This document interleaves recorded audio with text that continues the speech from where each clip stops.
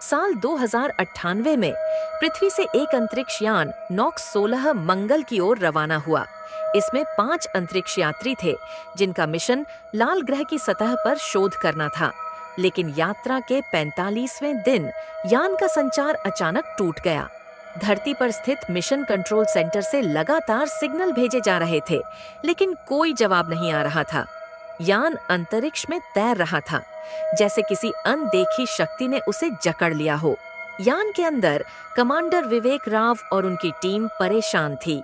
वे अपने उपकरण ठीक करने की कोशिश कर रहे थे। तभी यान के मॉनिटर पर अचानक अजीब संकेत दिखने लगे, जैसे कोई बाहर से संपर्क करने की कोशिश कर रहा हो। यह कैसे हो सकता है? एस्ट्रोनॉट नीला शर्मा ने घबरा कर कहा। हमने कोई बाहरी सिग्नल ट्रैक नहीं किया था। अचानक यान की लाइटें बंद हो गईं। चारों ओर घना अंधेरा छा गया।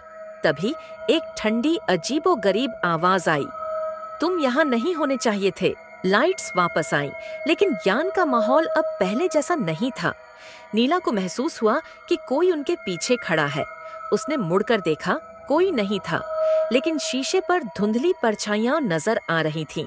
कमांडर, हमें यहाँ से निकलना होगा, वैज्ञानिक अयान वर्मा ने कहा।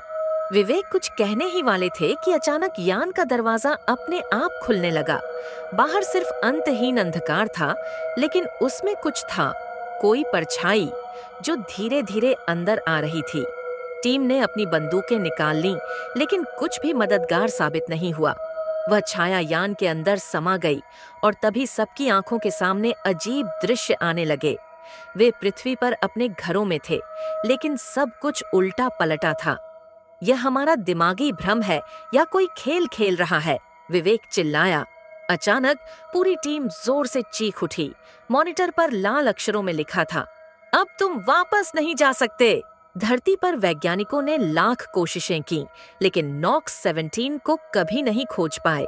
कुछ कहते हैं वह किसी अनजान शक्ति के कब्जे में आ गया, तो कुछ मानते हैं कि वह किसी दूसरी वास्तविकता में खो गया। लेकिन आज भी जब कोई मंगल के पास जाता है, तो रेडियो पर एक धीमी, सर्द आवाज सुनाई देती है, तुम यहाँ नहीं होने चाहिए थे।